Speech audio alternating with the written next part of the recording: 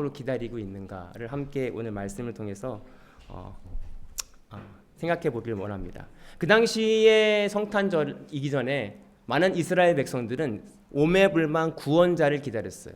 왜냐하면 그 당시에 시대적 정치적 상황에서 그들을 구원할 분은 예언에 말씀하셨던 메시아 예수님이 언제 오실까를 기다렸습니다. 그들의 기다림은 점점 커져갔고 고난이 더 커져갈수록 나를 구원할 우리 백성을 구원할 메시아가 오신다는 그 약속을 기다렸어요. 그래서 우리가 성경을 보면 구약에서는 예수님 오실 예수님에 대한 예언, 신약에서는 예수님의 행적과 다시 오실 예수님에 대한 이야기를 예언하고 있는 것처럼 오늘 구약 전체와 신구약 전체의 예수님에 대한 내용은 꽉 차 있습니다. 왜 그러냐면 우리가 예수 그리스도를 통해서 구원받기 때문입니다. 다른 것이 아니라 성경 전체에서의 이야기는 너네가 너의 스스로는 구원받을 수 없어. 오직 예수 그리스도의 은혜를 통해서 구원받기 때문에 성탄절과 부활절과 이 두 절기가 어떻게 보면 우리가 믿는 예수님에 대한 큰 신앙의 기본입니다. 그렇기 때문에 우리가 예수님을 기다린다고 하는 건 단순히 2000년 전에 이스라엘 백성들만의 문제가 아니라 온 인류의 평화의 왕으로 오신 예수님. 그러면 그렇다면 우리가 현재 지금 우리가 기다려야 되는 예수님은 무엇인가? 우리 삶 속에서 동일하게 예수님의 영역이 필요하다는 것을 깨닫는 것입니다. 내가 수많은 영역 가운데 때론 두려움, 때로는 우리의 당면에 있는 감정들, 슬픔, 예수님이 내 안에 계심을 통해서 자유함을 누리는 것을 기다리는 것이죠. 안전하게 완벽하게 내가 예수님과 하나가 될 수 없기 때문에 우리도 동일하게 그런 마음으로 기다려야 되는데 그런 마음으로 함께 기다리고 있는지를 점검해 볼 수 있는 저와 여러분들이 되기를 소망합니다. 본문 1절과 2절과 1절부터 4절에 보면 그때 아구스투스 황제가 칙령을 내려 온 세계가 호족 등록을 하게 되었는데 그 첫 번째 호족 등록은 구레뇨가 시리아의 총독으로 있을 때에 시행한 것이라. 모든 사람이 호족 등록을 하러 저마다 자기 고향으로 갔다. 요셉은 다윗 가문의 자손이므로 갈릴리의 나사렛 동네에서 유대에 있는 베들레헴이라고 하는 다윗의 동네로라고 말씀하고 있습니다. 오늘 총독이 그 당시에 인구를 몇 명인지를 토족을 등록하기로 내렸어요. 명령을 내린 이유는 세금을 걷기 위한 그들이 인간적인 욕심에 더 각각 한 사람 한 사람 정확한 세금을 걷기 위한 방법으로 그 당시에 세금을 매겼는데 오늘 누가복음의 기자는 진짜 그 당시의 시대적 배경에 설명하기 위해서 실제 역사에 있는 인물을 등장시킵니다. 실제 인물이 등장하는 이 사람을 통해서 예수님이 실제 태어난 실존의 인물이라고 하는 것을 부각시키는데 그런데 더 중요한 것은 원래 예수님의 예언을 통해서 베들레헴에서 태어날 사도 다윗의 자손인 그 베들레헴이라고 하는 것을 마치기 위해서 하나님의 역사와 이 세상의 역사가 동일하게 흘러간다는 거예요. 마치 예수님이 방도 없는 그 당시에 막달에 그 수많은 길 여행을 통해서 가는 것이 세상의 권력에 의해서 가는 것 같지만 더 큰 틀에서는 하나님의 계획 가운데 지금 그곳으로 가고 있다라고 하는 것을 오늘 누가복음 기자는 이야기하고 있습니다. 오늘 우리가 바라보아야 될 우리 인생의 관점이 내 힘과 내 계획과 내 뜻으로 내가 여기 왔지 내가 내 힘으로 계획했지라고 생각한다면 큰 오산이라고 하는 거예요. 하나님께서 섭리하시고 간섭하셔서 우리를 이 땅에 보내셨고 만나게 하셨고 우리를 이곳 가운데 이끌어셨다는 거예요. 내가 내 힘으로 왔다는 것이 아니라는 것입니다. 오늘 누가복음 기자는 예수님께서 이 땅에 태어나시고 베들레헴으로 가셨다는 이 모든 일들이 세상에 주권자가 있는 것 같지만 그 주권자는 하나님이 이끄셨다라고 하는 거예요. 오늘 저와 여러분들이 우리 모든 인생의 어려움과 고난 가운데 하나님의 뜻을 발견하기 소망합니다. 예수님이 이 땅에 태어나신 이유의 목적은 우리를 구원하시기 위한 이유 말고는 목적이 없어요. 우리의 원래 창조의 모습대로 회복시키기 위한 목적입니다. 그렇다면 우리 인생에 나타난 수많은 사람들, 환경들, 어려움들, 고난들은 동일하게 하나님의 뜻을 이뤄가는 우리에게 향한 하나님의 은혜라는 거예요. 우연히 내가 넘어지고 우연히 내가 어려움을 당하는 것이 아니라 그 일을 통해서 하나님이 우리에게 향하신 은혜, 구원의 길로 인도하기 위한 하나님의 뜻을 발견할 수 있는 저와 여러분들이 되기를 소망합니다. 6절과 7절에 보면 그들이 거길로 머물러 있는 동안에 마리아가 해산할 날이 되었다. 마리아가 첫 아들을 낳아서 포대기에 싸서 구유에 눕혔는데 여관엔 그들이 들어갈 방이 없었기 때문이다. 오늘 예수님께서 수많은 공간 중에 여관에 방이 없었고요. 그것도 우연이 아니고 하나님의 계획 가운데 어디서 태어나셨냐면 말구유에서 낮은 곳에서 태어나셨습니다.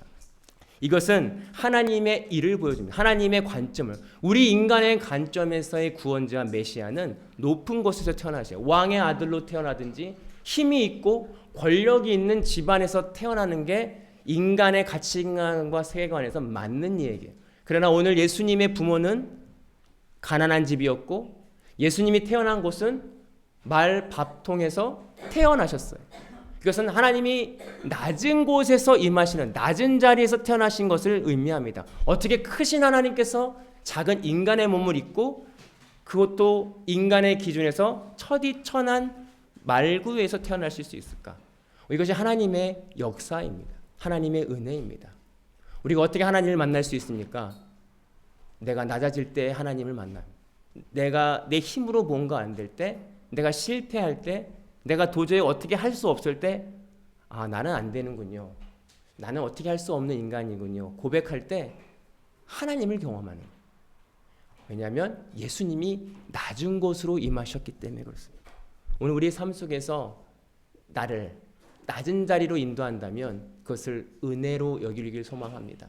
하나님께서 우리를 낮은 곳으로 임할 때가 있어요. 그것이 바로 은혜의 자리고 그것이 바로 하나님을 경험하고 그것이 예수님이 보였던 겸손의 모양이었다라고 하는 것입니다. 8절에서 10절에 보면 그 지역의 목자들이 밤에 들에서 지나며 그들의 양떼를 지키고 있었다. 그런데 주님의 한 천사가 그들에게 나타났고 주님의 영광이 그들을 두루 비추니 그들은 몹시 두려워하였다. 천사가 그들에게 말하였다. 두려워하지 말아라. 나는 온 백성에게 큰 기쁨이 될 소식을 너희에게 전하여 준다. 그 당시 목자들은요, 수많은 세월을 기다렸습니다. 조상 때부터 그 당시에 목자란 직업은 천한 직업이었어요. 아무도 알아주지 않는 직업이었어요. 그러나 그들이 목양을 했던 이유는 조상 때부터 지켜왔던 하나님의 명령이었어요. 그래서 그 지역에 계속 목양을 하면서 하나님의 때를 기다렸는데 순간 그 기다림 속에 천사들이 찾아와 예수님의 탄생 소식을 알립니다. 근데 그들이 두려웠어요. 천사의 영광, 하나님의 영광이 비칠 때 그때는 두려웠어요. 왜냐하면 아직 구원자가 이르지 않았는데 하나님의 때가 이르지 온 것에 대한 두려움이었습니다. 그러나 그들은 두려워하지 말라. 하나님의 그 천사들이 이야기합니다. 오늘 여기가 우리가 기억해야 될 건 하나님의 때는 언제가 임할지 모른다는 거예요. 우리가 두려운 마음이 있을 수 있어요. 하나님의 은혜가, 하나님의 영광이 비칠 때 우리는 두렵습니다. 아직 내 죄가 많아 해결되지 않기 때문에 우린 두려움과 때론 걱정, 근심이 사로잡힐 때가 있다는 거예요. 그러나 두려워하지 마라. 왜냐하면 기쁜 소식이 있다는 거예요. 그 기쁜 소식은 예수님이 오셨다는 거예요. 하나님의 아들, 우리가 두려움에 떨는 이유는 우리의 죄와 허물 때문인데 이 죄와 허물을 해결할 메시아, 구원자, 예수님이 이 땅에 오셨다는 거예요. 그 예수님의 은혜를 통해서 우리가 그 구원의 길로 갈 수 있기 때문에 두려워할 필요 없다는 거예요. 오늘 저 여러분들이 왜 두렵습니까? 왜 걱정이 쌓입니까? 아직 예수님의 은혜를 기억한다면 그것이 기쁨으로 바뀔 수 있다는 것입니다. 15절에 보면 15절과 16절 천사들이 목자들에게서 떠나 하늘로 올라간 뒤에 목자들이 서로 말하였다.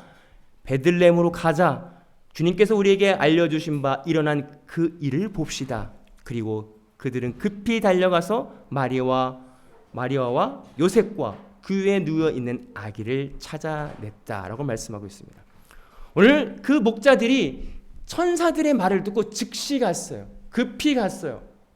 행동했습니다. 오늘 그 목자들의 믿음이 우리의 믿음이 되기를 소망합니다. 우리에게 수많은 말씀들이 들려집니다. 수많은 말씀들이 우리가 깨닫고 알고 있어요. 그러나 실제로 우리의 몸을 움직여 즉시 행하는 일은 얼마나 적은지 몰라요.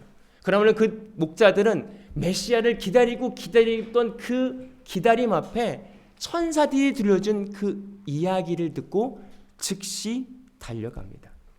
오늘 저와 여러분들이 믿음의 행동이 있기를 소망합니다. 주님께서 들려주는 마음의 찔림이 있을 수 있어요. 성령님께서 주시는 그 깊은 내면에 그렇게 하지 말아야지. 너는 이거 지금 어떤 생각을 하고 있니? 마음에 울리는 소리들, 하나님께 주시는 깨달음들이 있는데 지금은 아니겠지. 즉시 하지 않고 멀리 시간은 내 시간으로 보여질 때가 있다. 내가 아무리 오랜 신앙생활해도 내 인성과 내 자아가 편하지 않는 모습들 속에서 우리는 하나님의 능력을 경험하지 못합니다. 그러나 그 말씀을 내 마음의 내면에 하나님이 주시는 그 말씀에 반응할 수 있는 우리가 되길 소망합니다. 예수님께서 이 땅에 오신 이유입니다. 우리는 스스로 해결할 수 없는데 예수님이 해결하기 위해 오셨기 때문에 우리는 반응할 수 있어요. 나로서는 할 수 없지만 예수 그리스도로 할 수 있는 그 믿음을 소유하는 저와 여러분들이 되기를 소망합니다.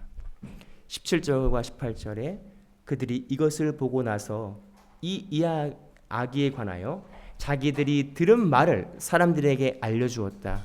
그들이 들은 사람들은 모두 목자들이 그들에게 전해준 말을 이상히 여겼다. 목자들이 예수님을 봤어요. 그리고 자기들 천사들이 목자들에게 한 얘기를 사람들한테 전하기 시작합니다. 내가 메시아를 만났다. 천사가 알려줬거든. 내가 메시아를 만났다라고 사람들에게 알려줬어요. 사실 이 목자가 들은 이야기도 하나님의 아들 메시아가 말구에서 태어날 거야. 이 이야기도 엉뚱한 얘기죠. 맞지 않는 얘기인데 목자들은 믿었어요. 그리고 실제로 달려가 예수님을 경배했습니다. 그리고 이 이야기를 많은 사람들한테 전했을 때 많은 사람들은 무슨 이야기야? 이상하게 여긴 거죠. 믿지 못하는 것입니다. 오늘 우리가 어떤 마음이 있습니까? 목자와 같은 하나님을 기다리고 예수님을 기다리는 마음으로 말씀을 듣습니까? 아니면 말씀을 들으면서 이상한데? 이거는 좀 이상한 이야기인데? 오늘 많은 사람들의 관점입니까? 오늘 우리의 마음에 우리는 늘 인간의 기준과 인간의 사고방식에 갇혀서 하나님의 뜻이 메시아가 어떻게 가난한 집 말구에서 태어날 수 있어. 이건 맞지 않아. 메시아라면 더 파워풀하고 영향력 있는 그곳에서 태어난 게 맞지 않아? 사람들의 기준과 사람들의 관점에서는 지금 예수님의 이 탄생이 맞지 않습니다. 어떻게 하나님이 사람으로 와 그 나이. 그러나 목자들의 눈에는 목자들의 천사들이 알려준 이야기를 통해서 본 그 모습은 예수 그리스도이셨어요. 하나님의 아들. 이분이구나. 우리가 그렇게 기다렸던 하나님이 이분, 예수 그리스도가 우리를 구원할 분이 이분이구나라고 인정하고 경배했다는 것입니다. 오늘 저 여러분들이 어떻게 눈으로 보기엔 하찮아 보일 수 있어요. 우리 인간의 눈으로 보기엔 내 인생에서 오늘은 별거 없네. 지난주에 제가 말씀을 나눴던 것처럼 매일매일이 하나님이 주시는 귀한 날이고 매일매일 지금 이 순간이 하나님이 나에게 주시는 완벽한 하나님의 은혜의 때인데 우리는 그걸 알지 못할 때가 많이 있다는 거예요. 그러나 영의 눈으로 봐. 오늘 이 시간 나에게 주신 하나님의 뜻을 발견할 수 있는 저와 여러분들이 되길 소망합니다. 마지막에 2장 19절에 보면 마리아가 이 모든 말을 고이 간직하고 마음속에 곰곰이 새겼다. 마리아는 두 가지를 다 들은 거죠. 천사가 들려줘서 자기도 알았어요. 그러나 목자들이 와서 인사하고 경배했어요. 그리고 나서 많은 사람들은 그걸 이상하게 여겨요. 마리아에게는 혼란이 있을 수 있겠죠. 그러나 말하지 않고 마음속에 곰곰이 생각했다는 건 자기가 처음 받았던 믿음, 엘리사벳에 가서 확인하고 같이 나누고 천사가 나에게 깊은 감동을 줘서 요셉과도 이런 같은 이야기를 나눴던 것을 그 믿음을 잃지 않기 위해서 곰곰이 삼겠다는 거예요. 여러분, 이 땅이, 이 세상은 어떻게 변해가는지 급하게 변해갑니다. AI라고. 대체 미래가 어떻게 되는 거야? 우리가 알 수 없는 세계의 두려움 세계로 우리를 끌어가지만 우리가 지켜야 될 믿음 하나는 우리에게 향하신 하나님의 뜻, 내가 경험한 하나님의 믿음을 잡는 것입니다. 내가 만났던 예수 그리스도를 붙잡는 것이에요. 붙잡지 않는다면 두렵습니다. 내가 어떻게 될까? 내가 어떻게 될까? 그러나 오늘 마리아가 곰곰이 붙잡았다는 것은 이 세상의 판단과 이 세상의 반응이 아니라 내가 믿는 하나님, 내가 경험한 하나님을 붙잡는 것이에요. 그래서 그것이 믿음을 지키는 길이었다라고 하는 것입니다.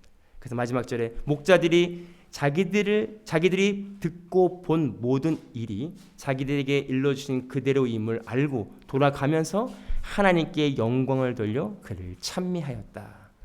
목자들이 깨달은 이분이 맞구나. 그리고 하나님을 찬양했습니다.